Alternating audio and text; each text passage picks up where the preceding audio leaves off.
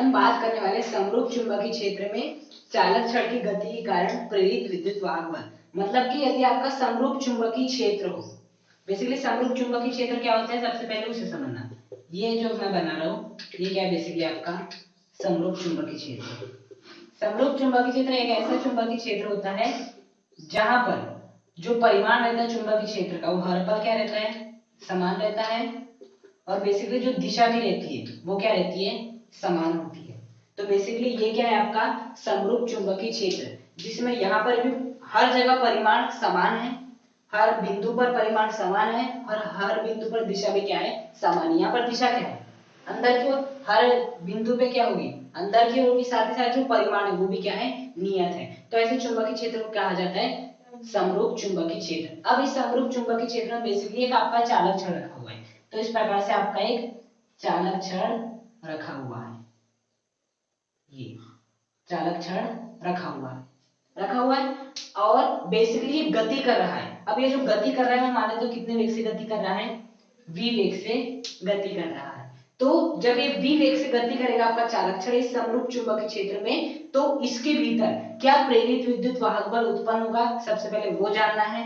उत्पन्न होगा तो क्यों होगा, और फिर देखना है इस विद्युत वाहक बल का परिमाण कितना होगा, मान कितना होगा। तो बेसिकली ये समरूप चुंबकीय क्षेत्र मतलब इसमें चालक छड़ जो कि ये है, इसकी गति जो कि v वेग से गति कर रहा है, इसके बीच में जो प्रेरित विद्युत वाहक बल उत्पन्न होगा, क्या होगा भी, और होगा तो क्यों होगा, और यदि होगा तो उसका परिमाण कितना होगा, सब ये देखने वाले।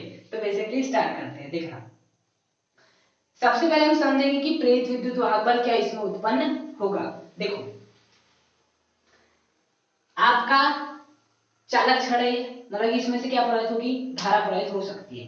अब चालक छड़ मतलब धारा प्रवाहित हो सकती है, धारा का प्रवाहित होती है या तो मुक्त आयन या मुक्त इलेक्ट्रॉन के कारण। अब बेसिकली ये चालक छड़ है तो इसमें मुक्त आयन तो रहने से रहे, वो केवल विलयन में होते हैं। तो यहाँ पर क्या होंगे, आपके मुक्त इलेक्ट्रॉन होंगे। इस प्रकार से क्या होंगे, मुक्त इलेक्ट्रॉन, क्योंकि चालक छड़ है तो इसमें मुक्त इलेक्ट्रॉन भी होंगे। तो मुक्त इलेक्ट्रॉन इस प्रकार से है। तो बताओ ये जब ये चालक छड़ गति कर रही है, जब चालक छड़ आपकी v वेग से गति कर रही है तो इसके भीतर क्या है, मुक्त इलेक्ट्रॉन है। तो मुक्त इलेक्ट्रॉन भी किस वेग से गति करेंगे, v वेग से ही गति करेंगे बेसिकली। तो जब आपके मुक्त इलेक्ट्रॉन v वेग से गति करेंगे, देखना इसके पहले हमने चैप्टर नंबर 4 में एक टॉपिक पढ़े थे। उस टॉपिक में क्या था, बेसिकली इसी प्रकार का चुंबकीय क्षेत्र था, और इसी प्रकार के चुंबकीय क्षेत्र में जब आपका एक आवेश था q, आपका एक आवेश q था जो वो v वेग से गति कर रहा था। क्या कर रहा था, v वेग से गति कर रहा था। तो जो उस पर चुंबकीय क्षेत्र बल लगाता है वो कितना लगाता है, F बराबर q vb sin थीटा। कितना लगाता है, बेसिकली F बराबर q vb sin थीटा, इतना बल अर्पित करता है। तो बेसिकली उसी प्रकार से ये भी एक चुंबकीय क्षेत्र है। इस चुंबकीय क्षेत्र में चालक छड़ v वेग से गति कर रहा है, मतलब इसके भीतर जो मुक्त इलेक्ट्रॉन है, मुक्त इलेक्ट्रॉन भी आवेश ही है, तो आवेश भी क्या कर रहा है, v वेग से ही गति कर रहा है। तो सेम टू सेम यही परिस्थिति हो गई। चालक छड़ मतलब मुक्त इलेक्ट्रॉन, मुक्त इलेक्ट्रॉन में v वेग से गति कर रहा है, मतलब आवेश v वेग से गति कर रहा है। तो बेसिकली बल कितना आरोपित होता है इस पर, F बराबर q vb sin थीटा बल आरोपित होता है, इतना। अब यहाँ पर q के स्थान पे क्या है, E है। बेसिकली यहाँ पर q था, यहाँ पर क्या है, E अर्थात इलेक्ट्रॉन है। तो यहाँ पर मैं q के स्थान पे क्या लिख दूंगा, E लिख दूंगा। ये किस वेग से गति कर रहा है, v वेग से गति कर रहा है, और बेसिकली किस चुंबकीय क्षेत्र में रखा हुआ है, B, ये B चुंबकीय क्षेत्र में रखा हुआ है। फिर आता है साइन थीटा।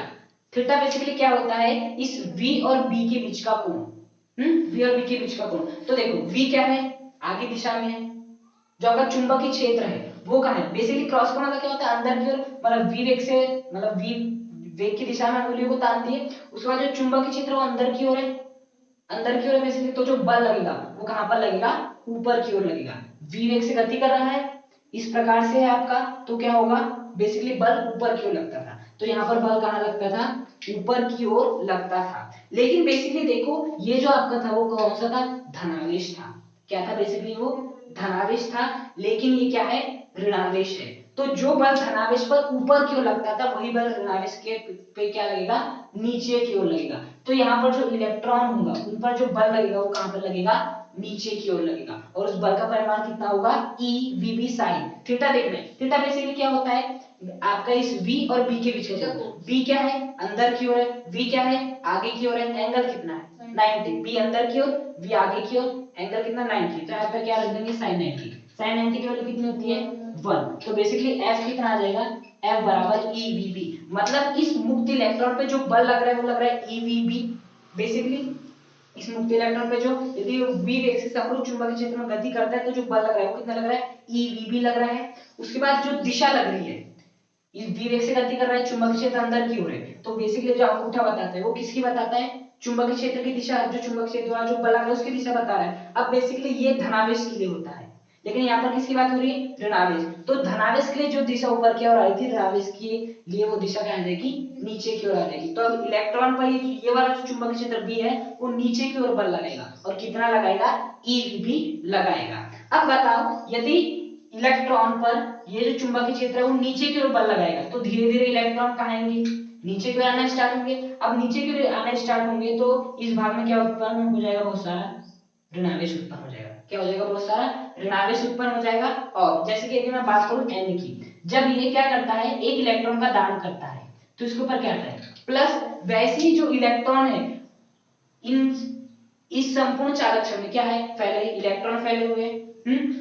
बेसिकली जैसे आपका चुंबकीय क्षेत्र होगा, चुंबकीय क्षेत्र इस पर बल लगाएगा नीचे की ओर, तो जितने भी इलेक्ट्रॉन है वो कहां आ जाएंगे, नीचे की ओर आ जाएंगे। तो मतलब यहाँ पर क्या हो जाएगी इलेक्ट्रॉन की कमी, और यदि इलेक्ट्रॉन की कमी हुई है तो किसकी वृद्धि हो जाएगी, धनावेश की वृद्धि हो जाएगी। तो इस भाग पे क्या उत्पन्न हो जाएगा, बेसिकली आपका यहाँ पर बहुत सारा धनावेश उत्पन्न हो जाएगा, और यहाँ पर क्या उत्पन्न हो जाएगा ऋणावेश। इतनी बात समझ में आई कि ऋणावेश धनावेश क्यों उत्पन्न हुआ। देखो आपका समरूप चुंबकीय क्षेत्र में चालक छड़ इस प्रकार से गति कर रहा था v वेग से, तो चालक छड़ गति कर रहा है यानी उसके भीतर मुक्त इलेक्ट्रॉन है वो भी v वेग से गति कर रहा है। अब यदि ये v वेग से गति करता है तो चुंबकीय क्षेत्र इस पर बल लगाएगा कितना EVB, और वो जो बल लगाएगा उसकी जो दिशा रहेगी वो नीचे की ओर आएगी, धनावेश की ऊपर की ओर आ रही थी, मतलब कि ऋणावेश की ओर नीचे की ओर आई थी। तो जितने भी इलेक्ट्रॉन थे वो सब कहां जाके इकट्ठा होने लगेंगे, इस ऋणावेश मतलब कि नीचे की ओर जाना इकट्ठा होना स्टार्ट कर देंगे, जिसका यहाँ पर ऋणावेश, और यहाँ से इलेक्ट्रॉन क्या हो रहे कम हो रहे, तो यहाँ पर अपने आप क्या बढ़ जाएंगे धनावेश। तो बेसिकली यहाँ पर क्या उत्पन्न हो जाएगा, बहुत सारा धनावेश, और यहाँ पर क्या उत्पन्न हो जाएगा, बहुत सारा ऋणावेश उत्पन्न हो जाएगा। तो बताओ इस प्रकार से मिनी बैटरी की तरह काम करेगी। क्यों, बेसिकली देखो ये बेसिकली एक मिनी बैटरी की तरह काम करेगी। ये वाला हिस्सा हो गया इसका प्लस, देख लो ऊपर वाला, और नीचे वाला हिस्सा क्या हो गया माइनस। तो बेसिकली यहां से हमें समझ में आता है कि इसका कोई ना कोई विद्युत वाहक बल तो होगा ही, मतलब कि इसमें प्रेरित विद्युत वाहक बल तो उत्पन्न होगा ही, क्योंकि बेसिकली ऋणावेश एक तरफ इकट्ठा होगा, धनावेश एक तरफ इकट्ठा होगा, मतलब कि मिनी बैटरी छोटी बैटरी की तरह काम करेगी, और छोटी बैटरी का जो भी विद्युत वाहक बल होगा E वही क्या आपका प्रेरित विद्युत वाहक बल। तो हमें इतनी बात समझ में आती है कि यदि समरूप चुंबकीय क्षेत्र में कुछ चालक छड़ रहता है और वो गति करता है तो उसके भीतर प्रेरित विद्युत वाहक बल उत्पन्न होता है, क्योंकि बल चुंबकीय क्षेत्र इस प्रकार से लगाता है कि सभी इलेक्ट्रॉन नीचे की ओर और जो जितने भी धनावेश है वहां पर ऊपर की ओर इकट्ठा हो जाते हैं, जिसका प्रेरित विद्युत वाहक बल उत्पन्न होता है। अब इस प्रेरित विद्युत वाहक बल का मान कितना होगा, बेसिकली हमें उसके बारे में बात करना है। तो देखो उसके लिए हम क्या करेंगे, यहाँ पर देखो इस इलेक्ट्रॉन पे जो चुंबकीय क्षेत्र बल लग रहा है, चुंबकीय क्षेत्र द्वारा जो इस इलेक्ट्रॉन पे बल है वो क्या लग रहा है, नीचे की ओर लगा है, और वो बल कितना है EVB, मतलब मैं ऐसा बोल सकता हूँ कि चुंबकीय क्षेत्र द्वारा जो बल है FB, चुंबकीय क्षेत्र द्वारा जो बल है वो कितना है EVB है EVB, बल नीचे की ओर लग रहा है, उसका मैंने परिमाण भी निकाल लिया EVB, चुंबकीय क्षेत्र द्वारा बल। अब बेसिकली FE देखो, अब बेसिकली देखो जैसे कि आपका धनावेश हो गया और ऋणावेश हो गया, हमेशा जो विद्युत क्षेत्र उत्पन्न होता है उसकी जो दिशा रहती है वो कहां से कहां रहती है, प्लस से माइनस की ओर होती है।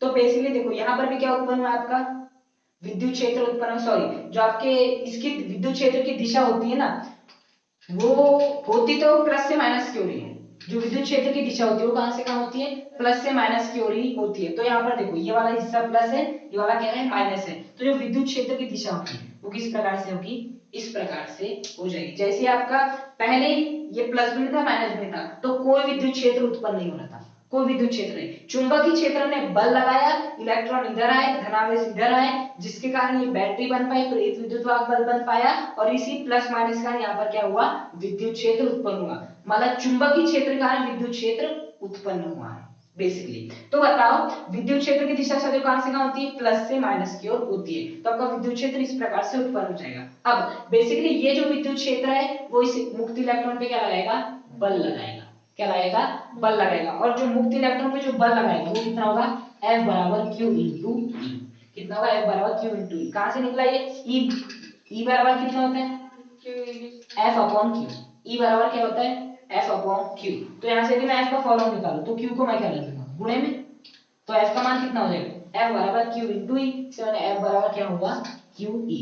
तो देखो बेसिकली ये वाला जो विद्युत क्षेत्र है इस मुक्त इलेक्ट्रॉन पे क्या लगेगा, बल लगाएगा। तो बताओ क्यों, हमारा आवेश क्या है, E है, तो यहाँ पर क्या लिख देंगे E। उसके बाद विद्युत क्षेत्र क्या है, E है, तो यहाँ पर जो आपका विद्युत क्षेत्र द्वारा जो बल निकल गया वो कितना गया, स्मॉल ई कैपिटल E। तो विद्युत क्षेत्र द्वारा जो बल लगेगा वो कितना लगेगा, स्मॉल ई कैपिटल E लगेगा। अब बताओ बल की दिशा क्या होगी, बल तो बता दी परिमाण इतना है, बल की दिशा क्या होगी। तो हमेशा याद रखना जो विद्युत क्षेत्र है ना वो ऋणावेश पर अपनी दिशा के विपरीत बल लगाता है। कहां लगाता है, विपरीत बल लगाता है। बेसिकली यदि आपका ऋणावेश ऐसा है तो विद्युत क्षेत्र इस पर इस प्रकार से बल लगाएगा। विद्युत क्षेत्र उस पर ऐसे हुआ है तो ये वाला विद्युत क्षेत्र ऋणावेश जो कि इलेक्ट्रॉन है उस पर बल अपनी दिशा के विपरीत लगाएगा। तो जो आपका विद्युत क्षेत्र है वो इलेक्ट्रॉन पर ऊपर की ओर बल लगाएगा। कहां पर लगाएगा, ऊपर की ओर बल लगाएगा। तो बताओ बेसिकली जो चुंबकीय क्षेत्र है जो सबसे पहले उत्पन्न हुआ था जब विद्युत क्षेत्र में नहीं था, वो उसको क्या कर रहा था, नीचे की ओर ढकेल रहा था। तभी आपका क्या उत्पन्न हुआ, विद्युत क्षेत्र। अब ये विद्युत क्षेत्र क्या कर रहा है, इसे ऊपर की ओर ढकेल रहा है। तो कुछ समय पश्चात यहाँ पर क्या स्थापित हो जाएगा, साम्य स्थापित हो जाएगा। क्या स्थापित हो जाएगा, साम्य स्थापित हो जाएगा। और साम्य अवस्था की स्थिति में क्या होगा, बेसिकली जो आपका FB है वो किसके बराबर हो जाएगा, FE के बराबर हो जाएगा। बेसिकली देखो चुंबकीय क्षेत्र नीचे की ओर बल लगा रहा है, उसके बाद क्या उत्पन्न हुआ है आपका, ये विद्युत क्षेत्र उत्पन्न हुआ जो कि इस पे ऊपर की ओर बल लगा रहा है। तो नीचे की ओर खींचा, ऊपर की ओर खींच रहा है। कुछ समय पश्चात लगभग ये स्थिर हो जाएगा। और वो स्थिर कब होगा, जब नीचे वाला लगने वाला बल ऊपर की ओर लगने वाले बल के बराबर हो जाएगा। तभी मुक्त इलेक्ट्रॉन क्या आ जाएगा, साम्य अवस्था में आ जाएगा। मतलब कि साम्य अवस्था की स्थिति कब मिलेगी, जब FB बराबर FE होगा। मतलब जब इस चुंबकीय क्षेत्र द्वारा बल किसके बराबर होगा, जो विद्युत क्षेत्र द्वारा इस पर बल लगाया जा रहा है उसके बराबर हो जाएगा। तो बताओ FB का मान कितना है हमारा, EVB डिवाइड बाय FE का मान कितना है, E कैपिटल E। तो यहाँ से यदि मैं E से ही कैंसिल करता हूँ तो बेसिकली आपका E का मान कितना आ जाएगा, V इंटू B आ जाएगा। कितना आ जाएगा, basically E is equal to V into B।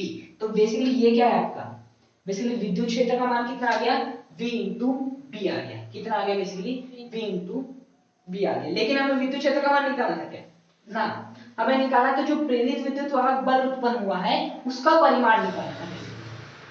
तो उसका परिमाण कैसे निकालेंगे अब हम, तो देखो उसके लिए हम क्या करेंगे, हमने एक फॉर्मूला पढ़े थे उसको थोड़ा ना याद करना। जब यदि आपका चालक इस प्रकार से हो, ये यदि आपका चालक हो इस प्रकार से और उसमें विद्युत क्षेत्र इस प्रकार से उत्पन्न हो रहा है और इसकी लंबाई कितनी है, L है, और इसके सिरों के मध्य विभवांतर कितना है, V है।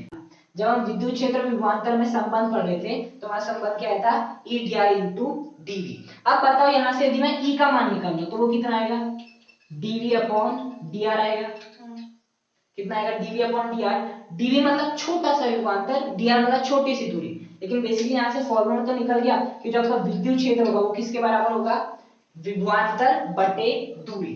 किसके बराबर होगा, विभवांतर बटे दूरी। अब यदि यही फॉर्मूला मैं यहाँ पर अप्लाई करता हूँ तो क्या होगा, बेसिकली विद्युत क्षेत्र कितना उत्पन्न हो रहा है, E is equal to DV, जो इसके सिरों के मध्य विभवांतर होना कितना माने तो V है, जो DR मतलब दूरी, दूरी कितनी है, L है। तो यहाँ से E का फॉर्मूला कितना निकल गया, V इंटू L निकल गया। अब बताओ बेसिकली ये ही तो ये है और कुछ नहीं। देखना ये आपका इस प्रकार से क्या है, चालक छड़ है आपकी। इस चालक छड़ में जो विद्युत क्षेत्र उत्पन्न हो रहा है कौन सा हो रहा है, E विद्युत क्षेत्र उत्पन्न हो रहा है। साथ ही साथ ये V, यहाँ जो V है ना वो विभवांतर है बेसिकली, और यहाँ जो V है वो वेग है। हाँ अलग अलग समझ में, तो दोनों को एक साथ पुनः समझ लेना। इसे मैं ऐसे बना लेता हूँ, ऐसे बना लेता हूँ, ऐसे बना लेता हूँ, ये वेग है। हाँ अब बताओ इसके सिरों के मध्य जो भी विभवांतर है उसे हमने क्या माने हैं, उसे हमने माने हैं विद्युत वाहक बल। क्या माने हैं, विद्युत वाहक बल। एक मिनी बैटरी बनी थी इस प्रकार से, उसका जो विभवांतर था वो कितना माने थे हमने, E माने थे। मतलब इसके लिए जो विभवांतर वो कितना है, E है। जो L है इसकी जो लंबाई है वो हम कितनी मान लेते हैं, L मान लेते हैं। इस चालक छड़ की जो लंबाई वो कितना मान लेते हैं, L मान लेते हैं। तो कैपिटल E बराबर E अपॉन L। देखो बेसिकली अब यदि मुझे इस E अर्थात विद्युत वाहक बल का मान निकालना तो इस L को कहां भेजना पड़ेगा, इधर भेजना पड़ेगा। तो भेज दो E into L is equal to E। हो गया। तो यहां से बताओ विद्युत वाहक बल का फॉर्मूला कितना आ गया, E into L is equal to E। देखो क्या किया हमने, चालक छड़ आपकी ऐसी थी, विद्युत क्षेत्र E उत्पन्न हो रहा था, इसके सिरों के मध्य विभवांतर कितना था, E था, जो कि विद्युत वाहक बल था, और इसकी लंबाई कितनी थी, L थी। तो हम एक फॉर्मूला जानते हैं E बराबर dV/dr। तो बताओ E विद्युत क्षेत्र क्या था, E था, dV अर्थात विभवांतर, विभवांतर क्या था, इसके सिरों के मध्य E था, तो इसका स्थान पे E लिख दिए। dr क्या होता है, इसकी लंबाई या दूरी। तो बेसिकली लंबाई कितनी इसकी L है, तो E is equal to E upon L आ गया। यहाँ से यदि मैं E बेसिकली विद्युत वाहक बल की बात करूं तो कितना आ जाएगा, E into L। अब बेसिकली क्या मुझे इस E का मान मालूम है, बिल्कुल V into B, small v into small b। तो यहाँ पर मैं E के स्थान पे क्या रख दूंगा, स्मॉल v into B, और ये क्या आ जाएगा L। तो बेसिकली इस समरूप चुंबकीय क्षेत्र में जो रखा हुआ आपका चालक छड़ है, जब यदि वो v वेग से गति करता है तो जो विद्युत वाहक बल आरोपित होगा उस पे कितना होगा, v bl आरोपित होगा। जहां पर v क्या है, उसका वेग है, विभवांतर मत समझना, b क्या है, चुंबकीय क्षेत्र है, l क्या है, लंबाई है। मतलब कि यदि समरूप चुंबकीय क्षेत्र रखा हुआ है तो उस पे जो आपका विद्युत वाहक बल है वो केवल किस बात पर निर्भर करता है, इस चालक की लंबाई कितनी है। यदि लंबाई ज्यादा होगी तो विद्युत वाहक बल भी ज्यादा होगा, वो निर्भर करता है इस b पर, b कितना है, और वो निर्भर करता है इसके वेग पर। यदि वेग ज्यादा तो विद्युत वाहक बल भी क्या आ जाएगा, ज्यादा आ जाएगा। तो इस प्रकार से जो आपका प्रेरित विद्युत वाहक बल उत्पन्न होता है, क्यों होता है वो भी देखें, और कितना होता है वो भी देखें।